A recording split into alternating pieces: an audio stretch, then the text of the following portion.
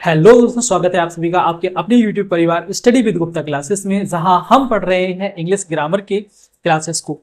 तो जैसा कि आपको पता है कि हमने सेंटेंस एंड उसके टाइप्स के क्लासेस को स्टार्ट किया था, और पिछली क्लासेस में हम असर्टिव, इंटेरोगेटिव, इम्पेरेटिव, ये तीन टाइप के सेंटेंस और इनका फॉर्मेट क्या होता है, ये कैसे बनाए जाते हैं, और इनके एग्जाम्पल्स के साथ में इनकी कहानी हमने समझी। आज की क्लास में हम उनके आगे के जो मैंने आपको सेंटेंस बताए थे, सेंटेंस के 5 टाइप्स बताए थे, और अगर हम असर्टिव को उसके सेंस के आधार पर पॉजिटिव और नेगेटिव सेंस में बांटते हैं, तो उसके अकॉर्डिंग देखें तो फिर सेंटेंस के 6 टाइप्स निकल के आ रहे थे, जिनको हमने बोला था अफर्मेटिव, नेगेटिव, और दोनों को ही मिलाकर हमने बोल दिया था असर्टिव सेंटेंस। तो एक अफर्मेटिव हुआ, एक नेगेटिव हुआ, एक इंटेरोगेटिव हमने कंप्लीट किया था, जिसमें हम आस्क क्वेश्चन पूछते हैं, और क्वेश्चन को पूछने के जो वे है वो भी हमारे अलग अलग होते हैं।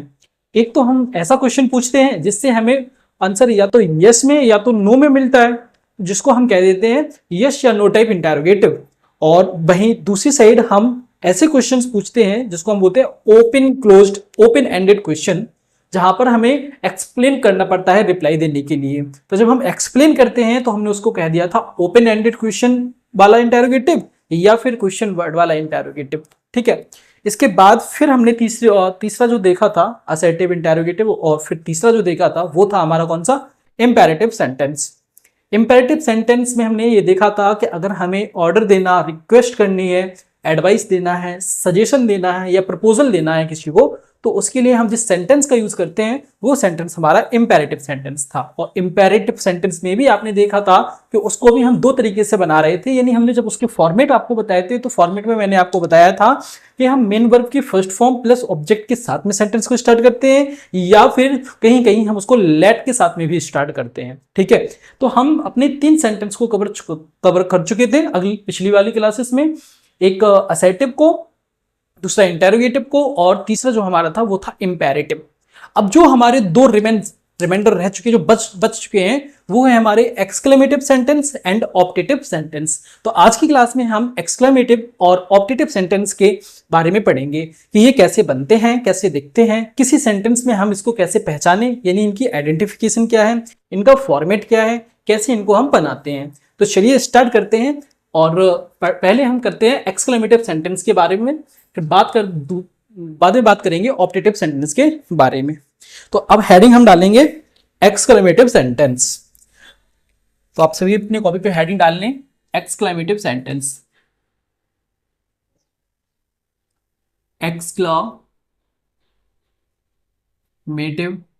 या इसी को हम किसी किसी किताबों में लिखा होता है एक्सक्लेमेशन सेंटेंस। तो एक्सक्लेमेशन या एक्सक्लेमेटिव या एक्सक्लेमेटरी कुछ भी बोल सकते हैं।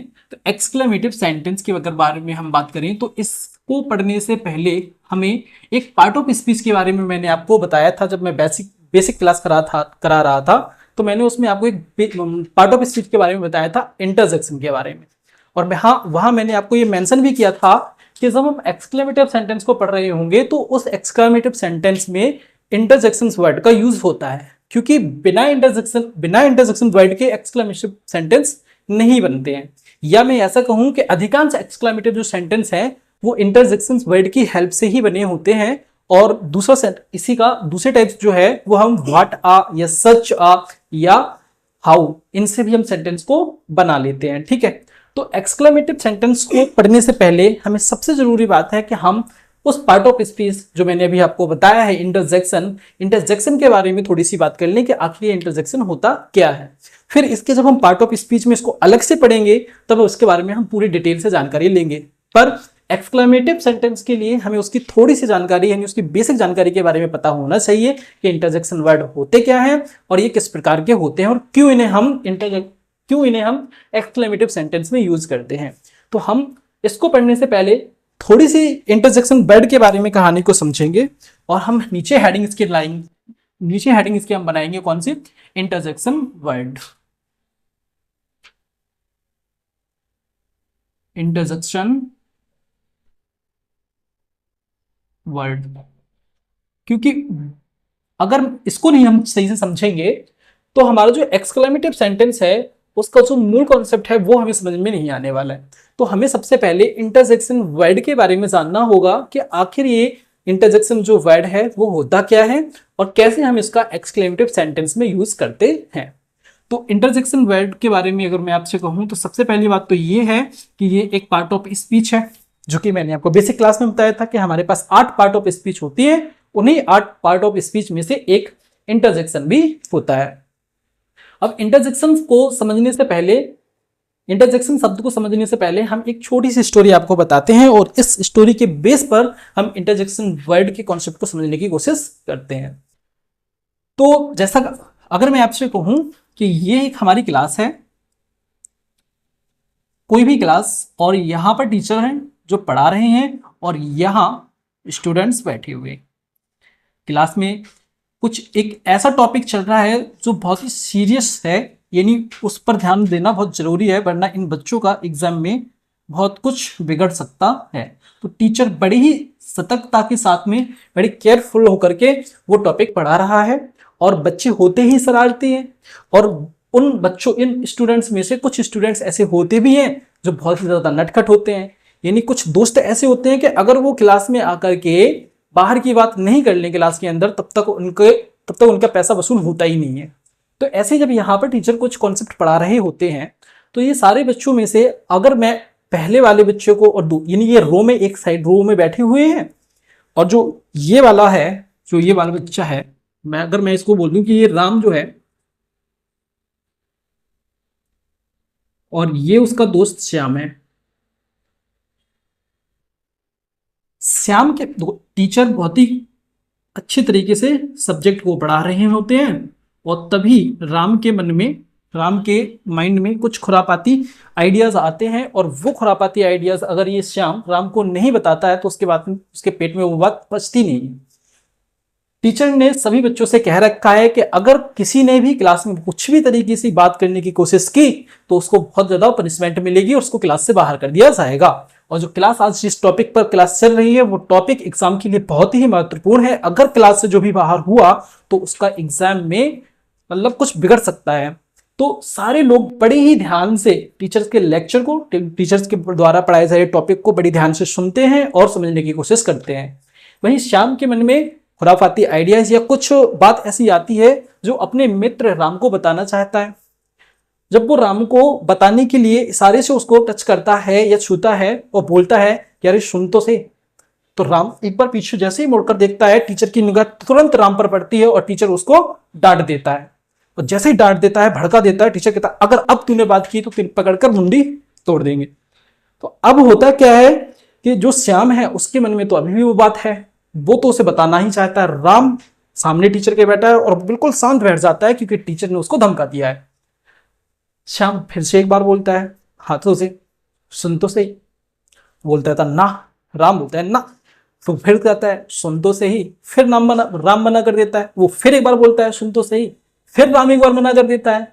अब श्याम करता क्या है कि उसके पास जो पेन होती है उस पेन का वो कैप खोलता है और कैप खोल करके उसके पेट पे पिच करके बोलता है सुन तो सही। और जैसे ही वो नुकीला पदार्थ राम की बॉडी में प्रवेश करता है, राम तुरंत से खड़ा हो जाता है और जो भी उसको गोल्डन शब्द आते हैं उसके माइंड में श्याम के लिए, वो सारे गोल्डन शब्द वो श्याम के लिए कह देता है।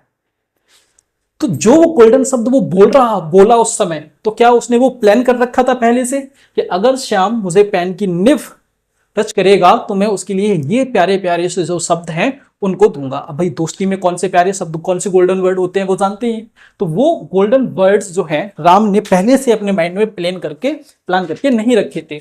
वो सडनली उसके माइंड में आए जब उसके बॉडीज में जो पेन की निब है वो इंटर की।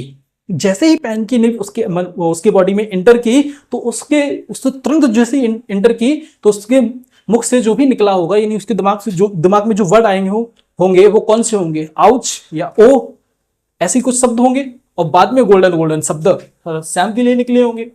तो जो उस गोल्डन शब्द जो निकले हैं ना राम के मुख से श्याम के लिए, तो वो उसने पहले से प्लान नहीं कर रखे थे। वो सडनली उसके माइंड में आए हैं, अचानक बिना प्लानिंग के। कैसे आए हैं? अचानक बिना प्लानिंग के। तो राम के माइंड में जो वर्ड्स आए हैं, सडनली वर्ड्स जो आए हुए हैं, यानी सडनली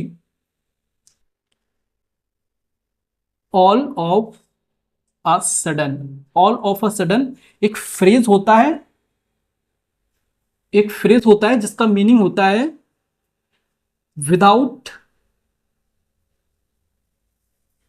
विदाउट प्लानिंग, यानी बिना किसी प्लानिंग के, बिना किसी प्लानिंग के जो वर्ड राम के मन में आए थे, जो वर्ड्स राम के मन में आए, गोल्डन वर्ड्स आए, या जो आउच ओ, वो जैसे भी शब्द उसके मुंह से निकले, तो वो जो शब्द थे ना, वो ऑल ऑफ सडन यानी अचानक उसके माइंड में आए हैं विदाउट प्लानिंग के। तो जो अचानक शब्द आए हमारे माइंड में बिना किसी प्लानिंग के, उन्हीं वर्ड को हम कहते हैं इंटरजेक्शन वर्ड। तो अब राम के मुख से क्या क्या शब्द निकले होंगे, अगर मैं आपसे बोलूं क्या क्या शब्द निकल सकते हैं, तो ओ, जैसे ओह बोल सकता है ना, आउच, आउच, आह, या और भी कई सारे शब्द हो सकते हैं ना। तो जो भी ये शब्द उसके माइंड से निकले होंगे तुरंत उसके लिए, राम के मुख से श्याम के लिए, तो ये जो वर्ड्स हैं ओ, आउस, आह, ये सारे वर्ड्स कौन से हैं, इंटरजेक्शन वर्ड, जो all of sudden comes in our minds, जो हमारे दिमाग में बिना किसी प्लानिंग के, विदाउट प्लानिंग जो हमारे माइंड में शब्द आ जाते हैं, जो वर्ड्स आ जाते हैं, उन्हीं वर्ड्स को हम कहते हैं इंटरजेक्शन वर्ड। तो यहां से हमें क्या कहानी समझ में आई है कि इंटरजेक्शन वर्ड्स वो शब्द होते हैं जो बिना किसी प्लानिंग के हमारे माइंड में आते हैं। तो क्या हम उससे ये निष्कर्ष निकाल करके लिख सकते हैं कि आ वर्ड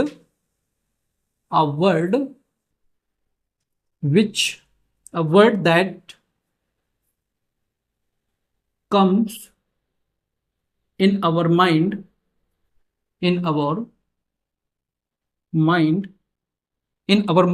ये वाला फ्रेज यूज कर लेंगे, in our mind, all of a sudden is called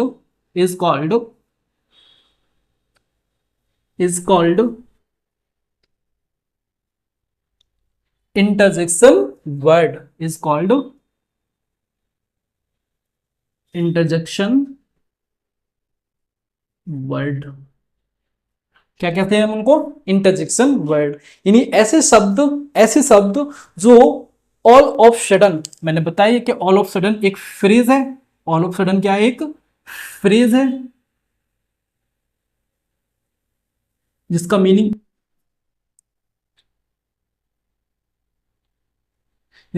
क्या होता है, जिसका मीनिंग क्या है, इसका मीनिंग होता है विदाउट प्लानिंग, मतलब बिना किसी प्लानिंग के जब हमारे माइंड में कुछ शब्द आते हैं तो उन्हीं शब्दों को हम कहते हैं इंटरजेक्शन वर्ड। और ये इंटरजेक्शन वर्ड कौन कौन से हो सकते हैं, तो ओ हुआ, आउस हुआ, आ हुआ, इसके अलावा और कौन कौन से हो सकते हैं, तो मैं कई सारे शब्द आपको लिख के दिखा देता हूं अभी। जैसे और के लिए OMG, ओह माय गॉड, दूसरा वाव, हुर्रे, है ना, एलश, एलस हुआ, और भी कई सारे हो सकते हैं, ब्रेवो, है ना। तो ऐसे जो शब्द फाई फाई, यानी अगर कहीं पर गंदगी डली होती है तो बोलते हैं तो fie fie, that is so dirty place, fie fie, है ना, फाई फाई शब्द हो गया। और भी कई सारे ऐसे शब्द हैं, जो इंटरजेक्शन वर्ड होते हैं, और उनकी हेल्प से हम जिस सेंटेंस को बनाते हैं वो सेंटेंस हमारे कहलाते हैं एक्सक्लेमेटिव सेंटेंस। तो क्या एक्सक्लेमेटिव सेंटेंस को हम कह सकते हैं कि वे सेंटेंस जो इंटरजेक्शन वर्ड की सहायता से बनाए जाते हैं उन्हें एक्सक्लेमेटिव सेंटेंस कहते हैं, बिल्कुल कह सकते हैं। या फिर हम इसी बात को दूसरी तरीके से इस प्रकार कह सकते हैं कि एक्सक्लेमेटिव सेंटेंस वे सेंटेंस होते हैं जो सडनली हमारे माइंड्स में आते हैं, जिनके लिए हम पहले से प्लानिंग करके नहीं बैठे होते हैं। अगर आप क्रिकेट मैच देख रहे हैं और क्रिकेट मैच में जो लास्ट के मोमेंट्स होते हैं, सेकंड पारी के बाद में जो लास्ट के मोमेंट चल रहे होते हैं, बड़े क्रूशियल होते हैं, यानी यहां भी मैच जा सकता है और वहां भी। अगर ऐसा मैच चल रहा है तो सबके गूज़बम्प्स हो जाते हैं खड़े। तो तो ऐसे में अगर मान लेते हैं इंडिया है और पाकिस्तान के बीच में एक मैच चल रहा और लास्ट के ओवर में मैच ऐसा फंसा हुआ कि एक बॉल अगर गलत गई तो पाकिस्तान मैच जीत सकता है, और अगर एक बॉल अच्छी चली गई तो इंडिया मैच जीत सकता है। तो ऐसे में सभी लोग सीधे क्रिकेट को देखते हैं, और जैसे ही इंडिया अगर जीत जाती है तो खुशी के साथ में उनके तरफ से कई सारे रिएक्शंस निकलते हैं, कई सारे वो अपने आप को एक्सपोज करते हैं, अपने आप को एक्सप्रेस करने की कोशिश करते हैं कई तरीकों से, है ना। कुछ बोलते हैं we have won the match, या ये वगैरह वगैरह, कई सारे शब्दों का यूज करते हैं जो उन्होंने पहले से माइंड में सोच कर नहीं रखे हैं। वो उस मैच को देख करके अचानक उनके मन में आए हैं, तब वो उनको एक्सप्रेस कर रहे हैं। तो जब हम इस तरह से एक्सप्रेस करते हैं किसी सेंटेंस को, तो उसी सेंटेंस को हम कह देते हैं एक्सक्लेमेटिव सेंटेंस। और अगर हम वर्ड यूज कर रहे हैं तो उन्हीं वर्डों को हम बोल देते हैं इंटरजेक्शन वर्ड। तो ये डिफरेंस है दोनों में, एक्सक्लेमेटिव सेंटेंस और इंटरजेक्शन वर्ड। इंटरजेक्शन वर्ड केवल शब्द को ही हम एक्सप्रेस करेंगे, और सेंटेंस में हम पूरे सेंटेंस को एक्सप्रेस करेंगे, लेकिन वो सेंटेंस मीनिंग दे रहा होगा ऑल ऑफ सडन, यानी बिना किसी विचार किए हम जब उस सेंटेंस को बोल देते हैं। कई सारे लोग होते हैं ना, लड़ाई हुई, झगड़ा हुआ और कुछ ना कुछ बोल दिया, पहले से दिमाग में सोचा नहीं क्या बोलना और बोल दिया।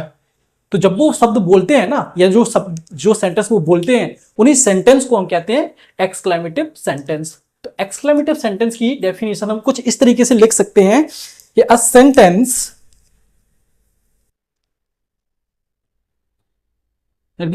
इसको ऐसे लिख सकते हैं कि sentence which express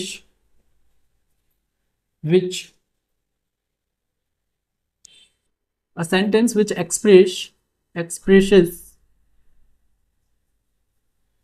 our sudden feeling,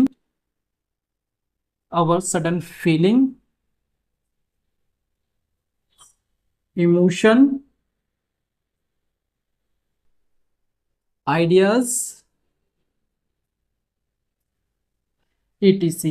यानी वे सेंटेंस जो हमारे सडन फीलिंग्स हैं, सडन आइडियाज हैं, सडन इमोशंस हैं, उनको जो एक्सप्रेस करने का काम करते हैं सेंटेंस, उन्हीं सेंटेंस को हम बोलते हैं एक्सक्लेमेटिव सेंटेंस। कौन से सेंटेंस कह देते हैं उनको हम? Exclamative sentence. जो किसकी हेल्प से बनाए जाते हैं? जो इंटरजेक्शन वर्ड की हेल्प से बनाए जाते हैं। और इंटरजेक्शन वर्ड में मैंने आपको क्या बताया कि interjection words are those words which comes in our minds all of sudden, यानी वे शब्द जो बिना किसी प्लानिंग के हमारे माइंड्स में आते हैं, उन शब्दों को हम कहते हैं इंटरजेक्शन वर्ड। और उन वर्डों की हेल्प से जिस सेंटेंस को हम बनाते हैं, उस सेंटेंस को हम कहते हैं एक्सक्लेमेटिव या एक्सक्लेमेटरी सेंटेंस। ओके। और वो इंटरजेक्शन वर्ड है कौन कौन से? तो कई सारे हैं, इनमें से कुछ मैंने आपको यहां पर लिखे हैं, जैसे ओ हुआ, आउश हुआ, आ हुआ, है ना, OMG, ओ माई गॉड हुआ। अब ओ माई गॉड, इन सारे वर्डों का जो मीनिंग है ना, वो सेंटेंस के अकॉर्डिंग निकलता है कि हम सेंटेंस में इनको कैसे यूज कर रहे हैं। जैसे अगर मैं आपको बात करूं OMG, तो OMG को हम कई तरह से यूज कर लेते हैं। अगर कुछ सरप्राइज है तो वहां पर भी हम उसको यूज कर लेते हैं, है ना। अगर कहीं पर सोरोनेस यानी सैडनेस है तो वहां पर भी हम उसको यूज कर लेते हैं। तो इनके मीनिंग सेंटेंस के अकॉर्डिंग निकलते हैं। जैसे अगर मैं OMG की बात करूं तो आप इन सेंटेंस इस एग्जांपल से समझने की कोशिश कीजिए। OMG के अगर मैं इसी के बारे में अगर बात करूं तो वैसे सारे के, अगर देखो हुर्रे जो है, हुर्रे किस लिए यूज करते हैं? हैप्पीनेस को शो करने के लिए। अगर मुझे अपने अंदर के हैप्पीनेस को एक्सप्रेस करना है तो हम हुर्रे का शब्द यूज करते हैं। जैसे मैंने भी आपको बताया क्रिकेट में अगर मैच जीत जाते हैं तो अपने अंदर की जो प्रसन्नता, अपनी जो अंदर की जो हैप्पीनेस होती है, उसको शो करने के लिए हम बोलते हैं hurray we have won the match. इसी प्रकार से एलएस का यूज किया जाता है सैडनेस को शो करने के लिए।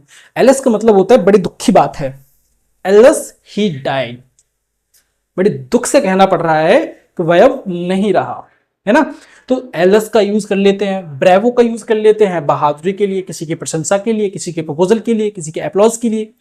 वहीं 5 मैंने आपको बताई कि अगर कहीं पर गंदगी डली है, घिन है, तो उस गंदगी और घिन को बताने के लिए हम अपने अंदर, यानी हमारे अंदर कुछ इस प्रकार से ग्लानि टाइप की उत्पन्न हो रही है, यानी घिन टाइप की, तो उसको हमें शो करने के लिए हम तो 5 that is so dirty place, 5 your cloth is so dirty, is smelling.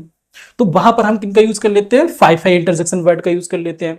तो इनका जो मीन्स है ना, वो सेंटेंस के अकॉर्डिंग ही एक्सप्रेस होता है। जैसे अगर मैं आपको OMG के बारे में बता रहा था, अगर मैं ओ माई गॉड के बारे में बात करूं, तो अगर मेरे सामने कोई सरप्राइज आ जाए तब मेरा रिएक्शन क्या होगा? Oh my God, this is for me या दैट इज फॉर मी। अगर वहीं पर सैडनेस या किसी ऐसी जगह पर मैं गया हूं जहां दुख का माहौल है, तो वहां पर oh my God that is so bad news, तो वहां पर हम उसका यूज वैसे कर सकते हैं। तो ये मीन्स तभी हम इनके मीन्स को तभी हम एक्सप्रेस कर पाते हैं जब हम इनको सेंटेंस में यूज करते हैं, और सेंटेंस में उनका यूज जैसे किया जाता है वैसे ही हम उनका मीन्स निकाल लेते हैं। तो OMG को हम सारे तरीके से यूज कर सकते हैं। हालांकि कुछ सेंटेंस जैसे हुर्रे, हुर्रे हैप्पीनेस में यूज किया जाएगा, एलएस सैडनेस के लिए यूज किया जाएगा, 5 डर्टी प्लेसेस के लिए यूज किया जाएगा, ब्रेवो किसी की प्रशंसा के लिए यूज किया जाएगा। तो कुछ तो हम उनको जानते हैं कि ये यहां पर यूज किए जाएंगे, लेकिन कुछ ऐसे भी इंटरजेक्शन वर्ड होते हैं जिनको हम सारी जगहों पर यूज कर लेते हैं, जैसे ओ। अब ओ का भी तो हम वैसे यूज कर सकते हैं, ओ का हम किसी सैडनेस के लिए कर सकते हैं, ओ का हम सरप्राइज के लिए कर सकते हैं, oh that is for me, oh that is so bad news.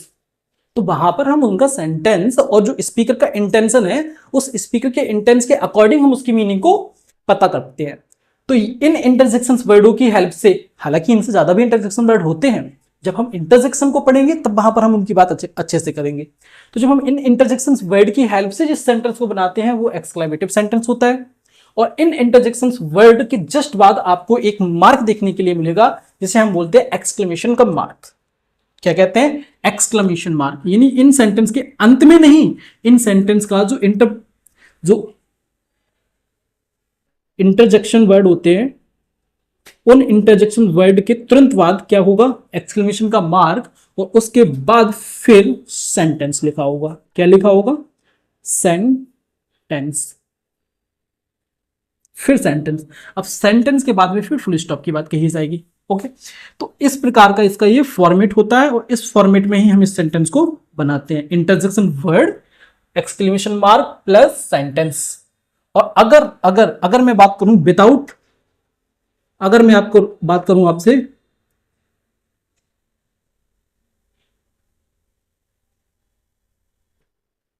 अगर मैं आपसे बात करूं कि अगर इंटरजेक्शन वर्ड का यूज नहीं करना है, यानी अगर मुझे इन इंटरजेक्शन वर्ड का यूज नहीं करना है, तो मैं इन सेंटेंस को कैसे बना सकता हूं?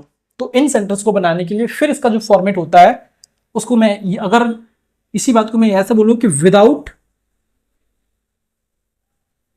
विदाउट इंटरजेक्शन वर्ड, अगर मैं विदाउट इंटरजेक्शन वर्ड की बात करूं तो फिर इसका जो सेंटेंस निकल के आएगा, जो फॉर्मेट निकल के आएगा, वो कुछ इस तरह से होगा। फिर हम इनको या तो व्हाट प्लस सच प्लस ना ऑब्लिक, व्हाट सच या हाउ, फिर आ या एन आर्टिकल, और उसके बाद नाउन और एक्सक्लेमेशन का मार्क। तब फिर हम उसको इस प्रकार के फॉर्मेट में बना सकते हैं, अगर हमें इंटरजेक्शन वर्ड का यूज करके नहीं बनाना है। अगर इंटरजेक्शन वर्ड का यूज करके नहीं बनाना है तो फिर हम व्हाट सच हाउ, इन तीनों में से किसी एक, उसके बाद आर्टिकल ए या एन नाउन के अकॉर्डिंग होगा, फिर उसके बाद नाउन, और उसके बाद इंटरजेक्शन मार्क का यूज करके फिर सेंटेंस को हम बना सकते हैं। तो कैसे? जैसे अगर मैं बोलूं what a lovely place, what a lovely place, adjective का यूज कर लिया। अगर नहीं भी करते तो व्हाट अ प्लेस। अब व्हाट अ प्लेस का मीनिंग भी स्पीकर के इंटेंशन पर बेस्ड होगा। अगर मैं बोलूं व्हाट अ प्लेस, तो इसका क्या अर्थ निकल के आ रहा है आप बताइए। और अगर मैं वहीं ये बोलूं व्हाट अ प्लेस, तो इसका क्या मतलब निकल के आ रहा है? तो दोनों में डिफरेंस है ना, यानी मेरे कहने के सेंटेंस मैंने एक ही यूज किया, लेकिन मेरा इंटेंशन अलग अलग है। जो मैंने पहला वाला बोला व्हाट अ प्लेस, तो मैंने वहां बैड के बारे में बताया, गंदी जगह के लिए बताया। और जब मैंने बोला व्हाट अ प्लेस, तो वहां की खूबसूरती के बारे में बताया, यानी गुड वे में बोला। तो पहला सेंटेंस मैंने बैड वे में है और दूसरा सेंटेंस मेरा गुड वे में, अच्छे के लिए है। तो ये भी स्पीकर के इंटेंशन पर बेस्ड होता है कि स्पीकर का इंटेंशन क्या है कहने का।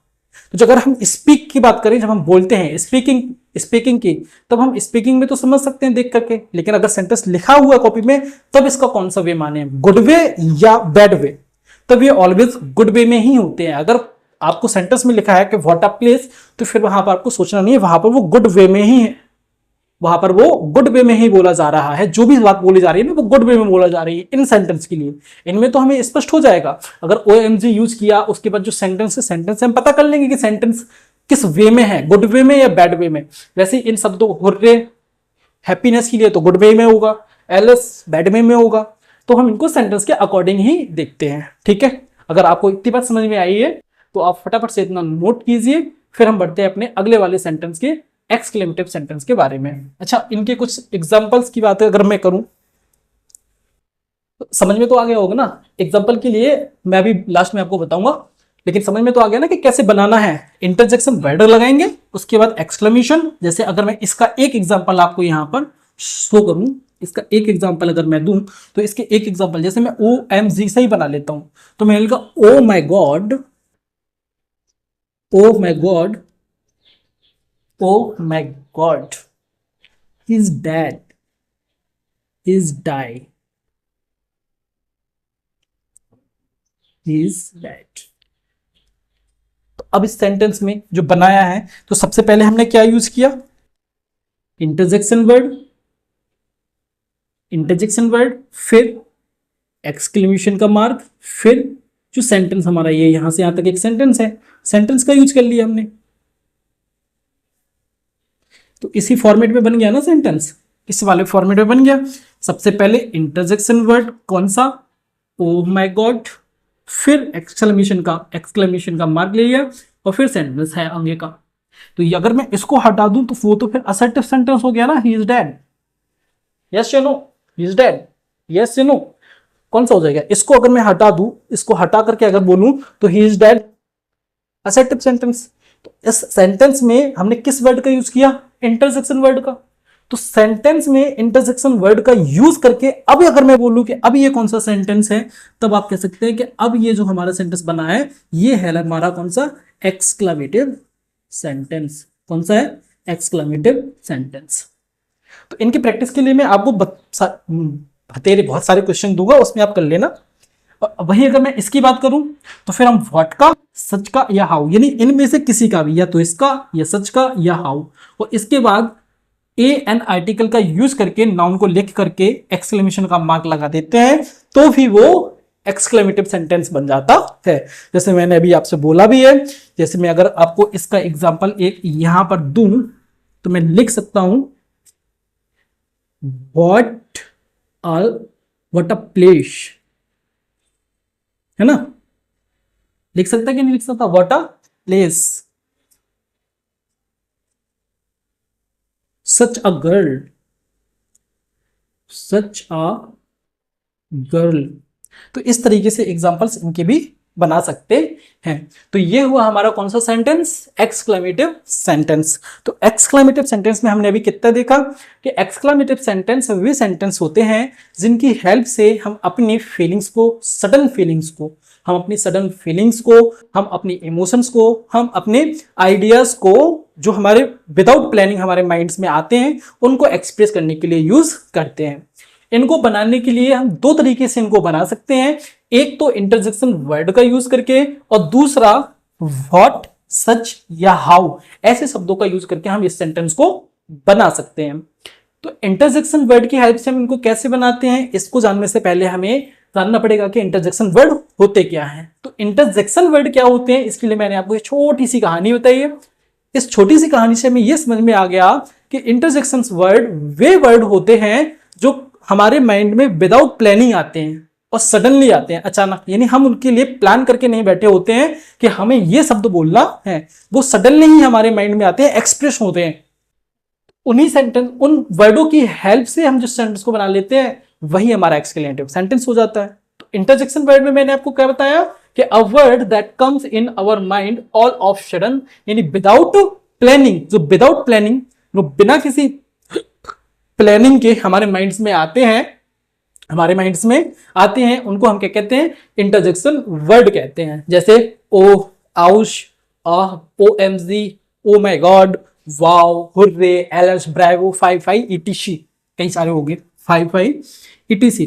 तो इन शब्दों को ही हम क्या कहते हैं, इंटरजेक्शन वर्ड कहते हैं। और इन इंटरजेक्शन वर्ड की हेल्प से जिस सेंटेंस को बनाते हैं उस सेंटेंस को हम क्या कहते हैं, एक्सक्लेमेटिव सेंटेंस कहते हैं। और विदाउट विदाउट इंटरजेक्शन वर्ड के लिए हम व्हाट का, सच का, हाउ का यूज करते हैं, और इनके जस्ट बाद हम किसका यूज कर लेते हैं, A N, article A N का यूज करके नाउन का यूज। अगर मैं यहां पर प्रपोजिशन, अगर मैं यहां पर एडजेक्टिव का यूज भी करूं तो भी चल जाएगा। जैसे मैं इस सेंटेंस के लिए अगर मुझे इसका वे बताना है कि किस वे में बोल रहा हूं, तो बोल सकता हूं ना, what a bad place, adjective use कर लिया। यानी यहां हम एडजेक्टिव का यूज कर सकते हैं, ठीक है। एडजेक्टिव का यूज हम कर लेंगे तो बोलेंगे व्हाट अ बैड प्लेस, या what a place, such a girl, such a bad girl, ठीक है। तो अगर आपको एक्सक्लेमेटिव सेंटेंस समझ में आ गया तो आप इतना नोट कीजिए, सही तरीके से इसको नोट्स कर लीजिए। फिर मैं इसके बाद जो अपना नेक्स्ट बचा है ऑप्टेटिव सेंटेंस, ऑप्टेटिव सेंटेंस के बारे में आपको बताता हूं। फटाफट से आप इतना नोट कीजिए। तो आप लोगों ने नोट कर लिया होगा। अब हम बढ़ते हैं अपने ऑप्टेटिव सेंटेंस के बारे में। तो एक्सक्लेमेटिव सेंटेंस में आपको अच्छी तरह से समझ में आ गया होगा कि एक्सक्लेमेटिव सेंटेंस होता क्या है और कैसे हम इनका यूज करते हैं, ठीक है। अब हम देखते हैं अपने लास्ट सेंटेंस बचा जो है हमारा ऑप्टेटिव, ऑप्टेटिव सेंटेंस के बारे में। तो आप बताइए कि अगर किसी का बर्थडे होता है तो आप उसको कैसे विश करते हो, या किसी भी चीज को विश करने के लिए, या आपको अपने दोस्त के लिए प्रे करनी है, प्रार्थना करनी है, तो उसके लिए आप कैसे यूज करते हैं, या आपको किसी को आशीर्वाद देना है तब आप कैसे सेंटेंस का यूज करते हैं। तो इन्हीं चीजों के लिए जिस सेंटेंस का यूज करते हैं हम, उसी सेंटेंस को हम कहते हैं ऑप्टेटिव सेंटेंस। यानी हम ये कह सकते हैं कि optative sentence are those sentence which is used to express blessing, curse, pray, etc। Yes Shanu भाई, मिटा रहा हूं, मिटाने के बाद ही लिखूंगा। देखिए, अब हम डालेंगे कौन सी हेडिंग, ऑप्टेटिव सेंटेंस, जो हमारा लास्ट सेंटेंस बचा हुआ है। Optative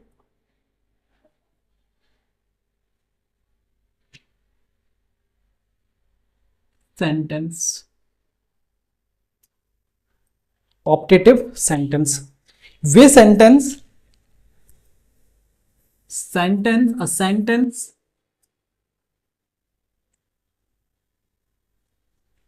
a sentence that expresses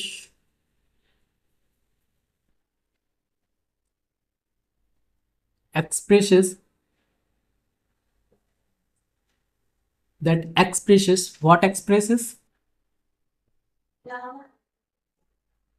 bless,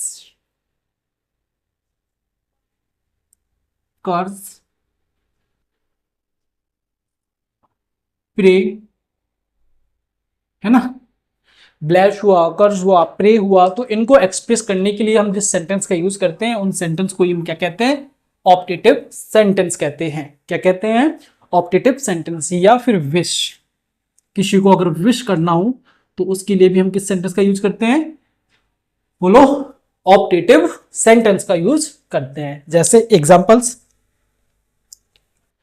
example जैसे मैं अगर मैं लिखूं many many happy returns of the day, many many happy returns of the day, of the day. आप बताने की कोशिश कीजिए कि इस वाले सेंटेंस में मैं इन चार में से क्या यूज कर रहा हूं। ब्लेसिंग कर रहा हूं, कर्ज, देखो ब्लेसिंग का मतलब, ब्लेसिंग का मतलब किसी को आशीर्वाद देना या वरदान देना, है ना। अगर मैं बोल तो वरदान, कर्ज का मतलब अभिशाप, किसी के लिए कुछ बुरा सोचना, कुछ बुरा बोलना। प्रे की मतलब प्रार्थना, किसी के लिए प्रार्थना करना, है ना। जैसे may you be may you be an IAS, भगवान करे कि आप एक IAS बन जाए, है ना। तो प्रे करने के लिए हम, यानी प्रार्थना करने के लिए प्रे का यूज करते हैं, और विश करने के लिए यानी किसी को शुभकामनाएं देने के लिए हम विश का यूज करते हैं। तो यहां पर हम इन चार में से किसका यूज कर रहे हैं, तो आप इन एग्जांपल्स में बताने की कोशिश कीजिएगा। जैसे may you, may you live long,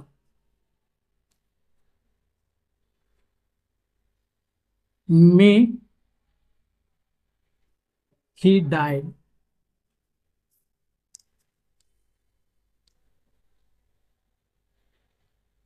may you succeed,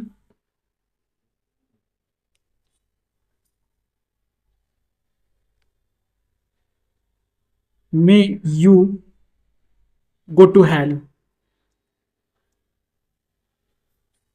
may you go to hell। आगे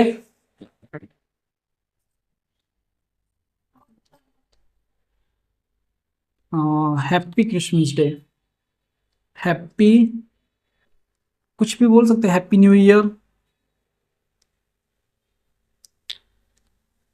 और क्या यूज कर सकते हैं हम, जैसे और के लिए हम यूज कर सकते हैं कि may you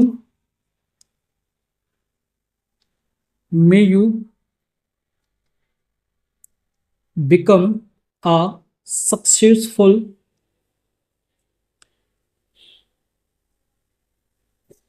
successful businessman. Business person, person बोलना ज्यादा बेटर है मैन की जगह पर, क्योंकि बिजनेस तो कोई भी कर सकता है ना, जरूरी थोड़ी ना उसमें मैन का टाइटल लगाओ। इनको बोलते हैं हम जेंडर बायसनेस। जो शब्द है ना, ये जेंडर बायसनेस को शो करते हैं, लैंगिक रूढ़िबद्धता को शो करते हैं। जैसे हम बोल देते हैं बिजनेसमैन बोल देते हैं, थोड़ी सी बेसिक मतलब जरूरी नॉलेज है, इसको देखो बिजनेसमैन। तो मैन का यूज ना करके अब नई नई जो किताबें हैं ना वो यूज करने लगी है बिजनेस पर्सन, और करना भी चाहिए, क्योंकि केवल मैन को ही, जैसे क्रिकेट में आप देखेंगे तो एक प्लेयर ऑफ द मैच होता था, player of the man, player of the man, sorry man of the match होता था पहले। जो भी अच्छा प्रदर्शन करता था उसको मैन ऑफ द मैच मिलता था, है ना। तो अब क्रिकेटर्स, जो क्रिकेटर के बोर्ड्स है, उन्होंने मैन शब्द को हटा करके player of the man, player of the match बोलना चालू कर दिया, या लिखना चालू कर लिया, प्लेयर ऑफ द मैच। क्योंकि यहां जो मैन शब्द है वो जेंडर बायसनेस को शो करता है। जेंडर बायसनेस बोलें तो लैंगिक रूढ़िबद्धता। तो इस लैंगिक रूढ़िबद्धता को समाप्त करने के लिए इसकी जगह पर हम प्लेयर का यूज करने लगे। प्लेयर में कोई भी हो सकता है, मेल भी हो सकता, फीमेल भी हो सकती, दोनों में से कोई भी हो सकता है। तो ऐसे शब्दों का यूज अब किताबों में, जो नई किताबें, लेटेस्ट किताबें हैं एनसीईआरटी की वगैरह देखोगे तो उनमें इन शब्दों का यूज करना चालू कर दिया है। तो मैं भी थोड़ी सी कोशिश मैं भी कर सकता हूँ ना। तो मैं भी अगर मैं इस सेंटेंस को पूरा करने की कोशिश करूंगी, मैं बोल सकता हूं कि may you become a successful business person, successful business person, not business man. ठीक है, तो इन छोटी छोटी चीजों को करना चाहिए जिससे कि जेंडर बायसनेस समाप्त की जा सके, और जेंडर बायसनेस तो समाप्त करना बहुत ही जरूरी ही है। तो मैं लिख सकता हूं कि may you become a successful business person.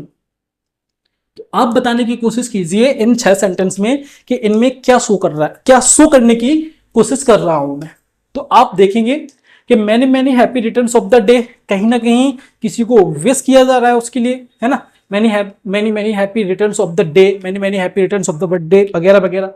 तो यहां पर इस वाले सेंटेंस में हम क्या यूज कर रहे हैं, विश को शो करने की कोशिश कर रहे हैं, किसी के लिए विश कर रहे हैं। दूसरा, मे यू लिव लॉन्ग, अगर हमें प्रार्थना करनी है तो प्रार्थना किससे करेंगे, भगवान से करेंगे। तो भगवान के पास हमारे संदेश को, हमारे मैसेज को लेकर कौन जाएगा, तो जो लेकर ही जाएगा ना वो है हमारा ये मे।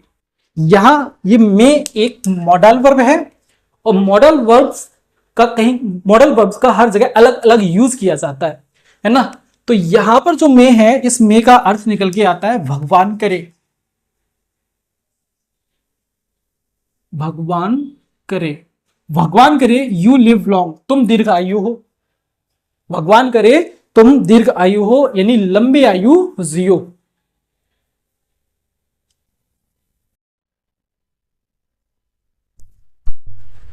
तो यहां पर मैंने क्या बताया कि मे का क्या अर्थ निकलता है, भगवान करे, और यहां मे है क्या, एक मे यहां पर एक मॉडल वर्ब है, और मॉडल वर्ब जो है वो वर्ब का टॉपिक है।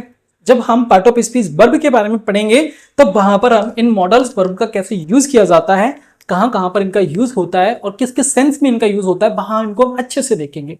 तो यहां पर भी एक मॉडल वर्ब के रूप में यूज हुई है। और आपको पता है कि अगर वर्ब सबसे पहले है और सब्जेक्ट है तो वो इंटेरोगेटिव सेंटेंस में बन रहा। लेकिन इंटेरोगेटिव सेंटेंस में एक बात भी जरूरी याद रखना कि इंटेरोगेटिव होने के लिए लास्ट में क्वेश्चन मार्क की जरूरत है। लेकिन यहां पर मार्क्स कौन सा लगता है? एक्सक्लेमेशन। तब आप कहेंगे सर फिर अभी आपने एक्सक्लेमेटिव बताया उसमें भी एक्सक्लेमेशन। तो वहां मैंने आपको ये लिखवाया था कि वहां हम इंटरजेक्शन वर्ड के बाद एक्सक्लेमेशन का यूज करते हैं। इंटरजेक्शन वर्ड के बाद एक्सक्लेमेशन का यूज करते हैं, पूरे सेंटेंस के बाद नहीं यूज करते। और व्हाट आ और सच आ वाले में हम एक्सक्लेमेशन लास्ट में लगाते हैं, लेकिन उनमें व्हाट आ, सच आ या हाउ आ जैसे शब्दों का यूज किया जाता है। यानी उनके जस्ट बाद व्हाट के बाद आप व्हाट के बाद हमें आर्टिकल देखने के लिए मिलता है, और वहां पर जो व्हाट है उसके बाद व्हाट आ के बाद आर्टिकल देखने के लिए मिलता है। और वहीं अगर आप इंटेरोगेटिव सेंटेंस को पढ़ेंगे या देखेंगे जाकर या पढ़ा होगा तो उसमें मैंने आपको बताया था कि जो भी क्वेश्चन वर्ड होते हैं उन क्वेश्चन वर्ड के जस्ट बाद हेल्पिंग वर्ब जरूर आनी चाहिए, उसके बाद फिर हमारा सब्जेक्ट होना चाहिए, तब वो इंटेरोगेटिव कहलाएगा। तो यहां तो व्हाट के बाद आर्टिकल यूज हो रहा एक्सक्लेमेटिव वाले में, यस या नो? तो व्हाट के बाद आ यूज हो रहा है, उसके बाद फिर क्वेश्चन मार्क यूज हो रहा, तो फिर वो एक्सक्लेमेटिव की पहचान है। और यहां मे से सेंटेंस स्टार्ट होते हैं और मे से सेंटेंस स्टार्ट होने के बाद लास्ट में ये एक्सक्लेमेशन मार्क पर खत्म होते हैं। और यहां जो मे का अर्थ है वो होता है भगवान करे। यानी इस पूरे सेंटेंस का अगर हम सेंस मतलब समझने की कोशिश करें तो क्या होगा कि मे यू लिव लॉन्ग, भगवान करे आप दीर्घायु हो, भगवान करे आपकी लंबी उम्र हो। तो यहां क्या किया जा रहा है? यहां पर क्या किया जा रहा है?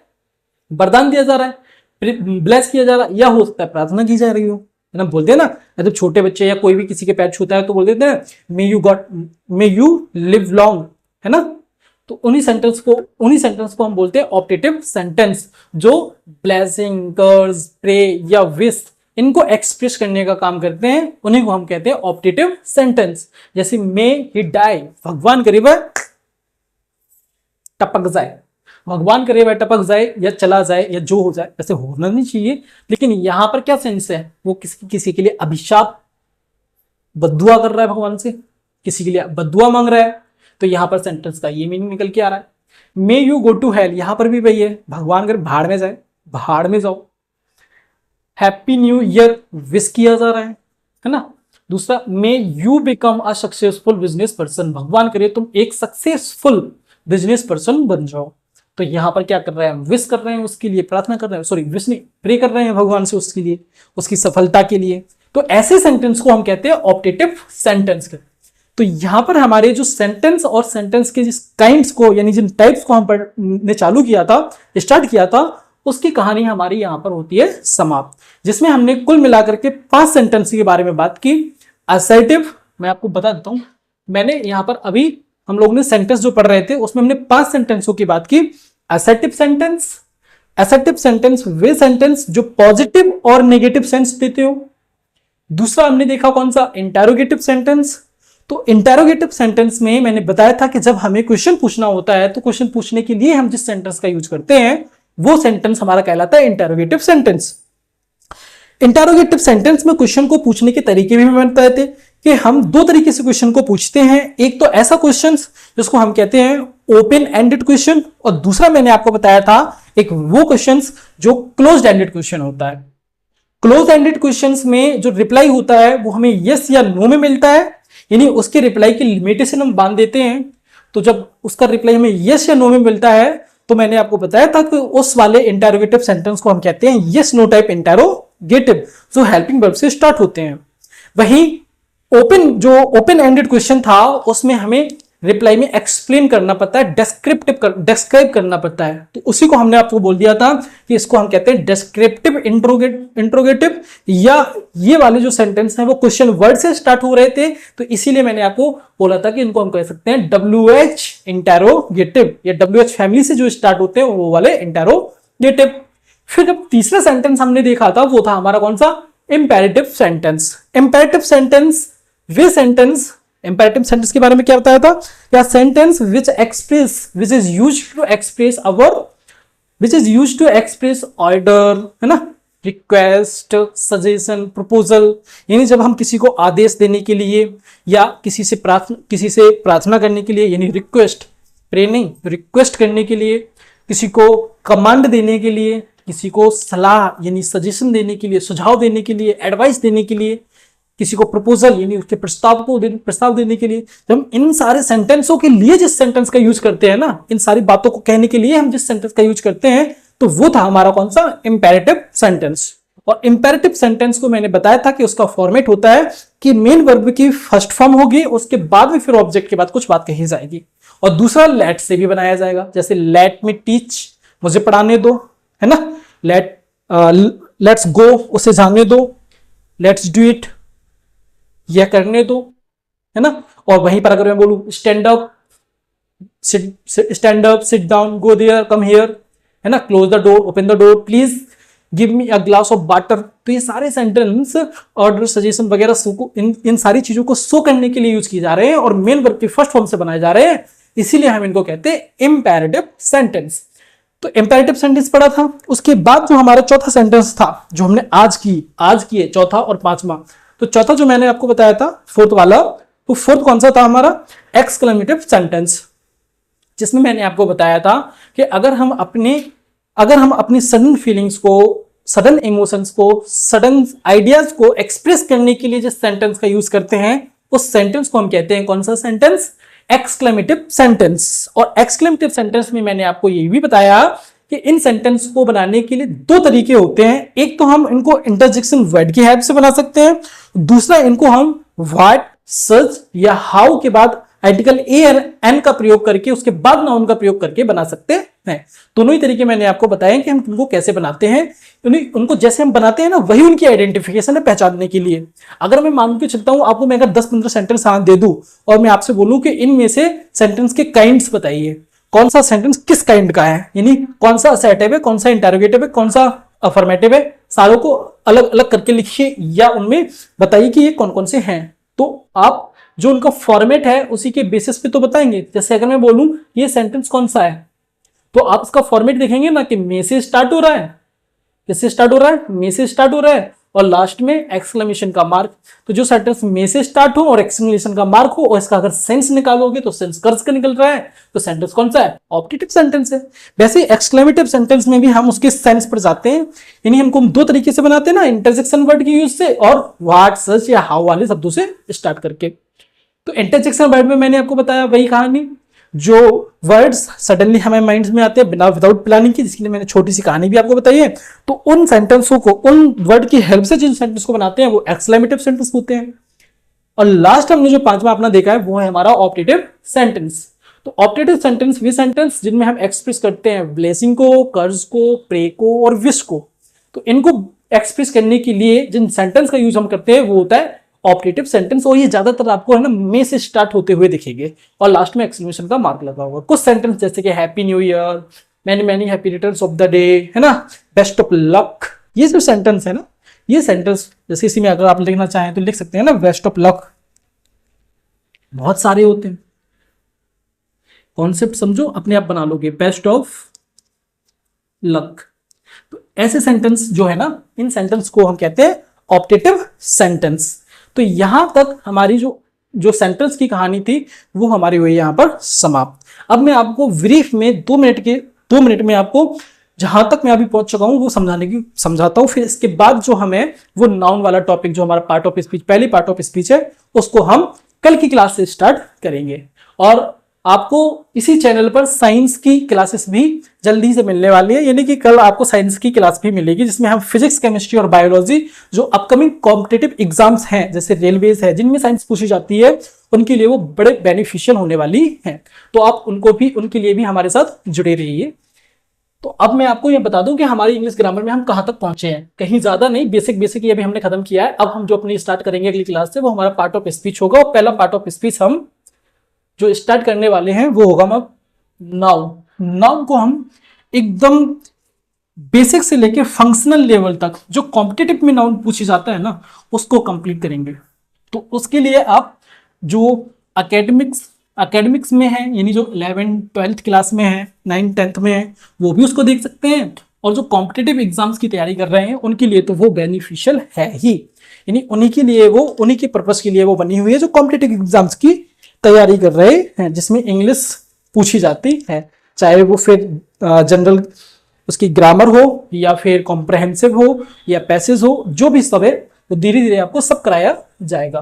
तो अभी तक हम कहाँ पहुंचे, मैं आपको एक बार वो ब्रीफ करके बता देता हूँ, यानी जिसको हम बोलते हैं एट ग्लांस, संक्षिप्त में अगर मैं आपको बता दूं। तो हमने स्टार्ट किया था इंग्लिश से, और इंग्लिश में मैंने आपको बताया था कि इंग्लिश एक लैंग्वेज है ना, और कोई भी लैंग्वेज जो है वो साउंड से मिलकर के बनी होती है। साउंड की रिटन फॉर्म लेटर होते हैं, ये मैं पहले ही बता चुका, पहले क्लास में, जिनको नहीं समझ में आ रहा है वो वहां पर जाकर देखें। लेटर्स होते हैं, लेटर का ग्रुप बनाते हैं, लेटर का ग्रुप बनाते हैं तो वर्ड मिलता है। और मैं इसके बाद में बताया था कि वर्ड का जब हम ग्रुप बनाते हैं तो हमें 3 चीजें देखने के लिए मिलती थी, और वो 3 चीज कौन सी थी, फटाफट से कमेंट बॉक्स में लिख के दिखाएं, वो 3 चीज कौन सी थी, फ्रेज, क्लॉज और सेंटेंस। ठीक है, फिर मैंने आपको इनके मतलब भी बताए थे, फ्रेज किसको कहते हैं, है ना, क्लॉज किसको कहते हैं, और सेंटेंस किसे कहते हैं। ठीक है, फिर हमने देखा था कि जो सेंटेंस है वो अपने आप में कंप्लीट मीनिंग देता है,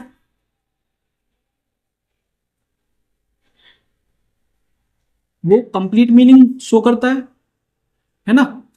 और फिर इसी के बाद हम आगे जब बढ़े थे तो मैं फिर आपको पहुंचाता इन सेंटेंस के काइंड्स, यानी इन सेंटेंस के टाइप के बारे में। तो टाइप जब हमने देखे थे तो हमने बताया था कि ये 5 या 6 प्रकार के होते हैं। अब 5 या 6 प्रकार के ये कैसे होते हैं, तो वहां मैंने आपको बताया था कि सबसे पहले असर्टिव को पढ़ा हमने, दूसरा इंटेरोगेटिव को पढ़ा,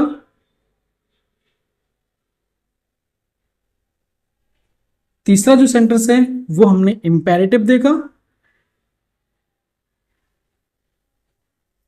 चौथा सेंटेंस आज ही एक्सक्लेमेटिव,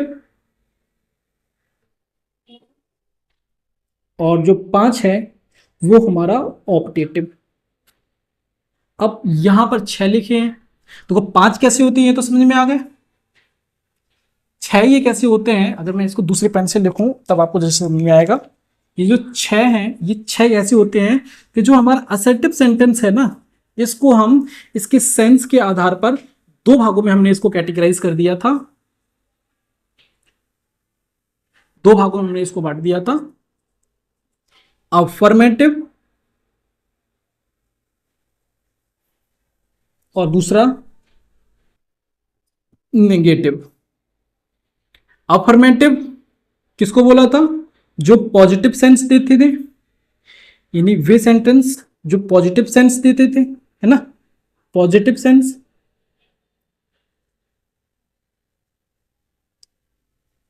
और ये नेगेटिव सेंस,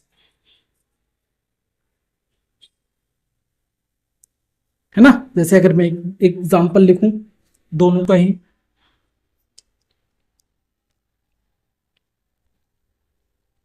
जैसे Shyam pledge hockey, Shyam does not play hockey. तो यहां पर इस सेंटेंस का जो सेंस है वो पॉजिटिव सेंस निकल रहा है, और इस वाले सेंटेंस का सेंस जो है वो कौन सा निकल रहा है, निगेटिव। तो इसलिए इसको हमने क्या बोल दिया, निगेटिव सेंटेंस, और इसको हम क्या दिया, अफर्मेटिव। लेकिन अगर हम इन दोनों की ही बात करें, इन दोनों की ही बात करें, तो हम इन दोनों को बोल सकते हैं, दोनों को मिलाकर के अगर हम बोलें तो हम कह सकते हैं वे सेंटेंस जो पॉजिटिव नेगेटिव दोनों ही सेंस दे रहे होते हैं उन्हें कह देते हैं हम असर्टिव। या इन दोनों को असर्टिव भी कह सकते हैं कि असर्टिव ये भी असर्टिव है, ये भी असर्टिव है। असर्टिव में ये कौन सा है, अफर्मेटिव है। असर्टिव में ये कौन सा है, नेगेटिव है। तो यहाँ तक की आपको बात समझ में आ गई। हमारा यहाँ तक ही अभी पूरी क्लास हुई है। सबसे पहले इंग्लिश लैंग्वेज, लैंग्वेज के बाद हमने देखा साउंड, मतलब लैंग्वेज क्यों है, कैसे है, वो पिछली वीडियोस में देखिए। साउंड कितनी होती है इंग्लिश लैंग्वेज में, है ना। फिर हमने लेटर देखा, वर्ड देखा, फ्रेज किसे कहते हैं, कैसे बनता है फ्रेज, क्या इसका स्ट्रक्चर होता है, क्लॉज कैसे होता है, सेंटेंस क्या होता है, सेंटेंस के कितने टाइप होते हैं, ये देख चुके हैं। अब हम अपनी अगली क्लास जो है उसमें हम पहली पार्ट ऑफ स्पीच जो नाउन है, नाउन से स्टार्ट करेंगे। और नाउन में भी हम वहां बेसिक से लेकर के फंक्शनल लेवल की जो नाउन होती है, यानी जिसमें हम कई सारे टॉपिक्स को नाउन के पढ़ते हैं। जैसे मैं अगर आपको मेंशन करूं यहाँ कि हम क्या क्या, मतलब कल वाली क्लास में हमारा कितना नाउन हो जाएगा, तो जो हमारी कल वाली क्लास है उसमें अगर हम नाउन की बात करते हैं तो सबसे पहले हम नाउन की डेफिनेशन देख लेंगे। और डेफिनेशन वो वाली तो चल ही नहीं है जो आप याद होगी कि noun is the name of person place things. वो डेफिनेशन तो भाई ठीक ही है, उसके हाई लेवल वाली जो डेफिनेशन मतलब नहीं, डेफिनेशन कोई भी मायने नहीं रखती है। मायने रखता है कि आपको नाउन का कॉन्सेप्ट समझ में आ जाए बस। तो नाउन के कॉन्सेप्ट पे ही पूरी बात की जाएगी। तो सबसे पहले हम उसकी डेफिनेशन को, फिर किसी सेंटेंस में नाउन को कैसे हम आइडेंटिफाई करेंगे, यानी आइडेंटिफिकेशन उसकी देखेंगे। तीसरी चीज फिर हम उसकी जो फंक्शनल लेवल पर डेफिनेशन होती है, फंक्शनल लेवल की डेफिनेशन, उसको फिर आगे देखेंगे। यानी कल की क्लास में हमारे इतनी टॉपिक्स, जो इतने सब हेडिंग्स हैं, इनको हम कंप्लीट करेंगे। तो यहां तक जो आपका हो चुका है इसको आप अच्छे से रिवाइज कीजिए। और अगर पसंद आ रहा हो, लेक्चर पसंद आ रहा हो, समझ में आ रहा हो, कॉन्सेप्ट आपका बन रहा हो इंग्लिश ग्रामर का, तो आप इस चैनल के साथ जुड़े रहिए, स्टडी विद गुप्ता क्लासेस के साथ। और मैंने जैसा कि आपको बताया है कि इसी पे आपको कल से साइंस की भी क्लास मिलेंगी, और साइंस की एकदम बेसिक से लेकर के स्टार्ट करूंगा। और जितने भी कॉम्पिटेटिव एग्जाम्स हैं, जो भी अपकमिंग कॉम्पिटेटिव एग्जाम्स हैं, उसमें वो बिल्कुल बहुत ज्यादा बेनिफिशियल, यानी बहुत ज्यादा आपको बेनिफिट पहुंचाने वाले हैं, ये मैं दावे से कहता हूं। तो आप इतनी सारी चीजों को कंप्लीट कीजिए। तब तक के लिए शुक्रिया, धन्यवाद, और बने रहिए आप स्टडी विद गुप्ता क्लासेस के साथ। Thank you so much.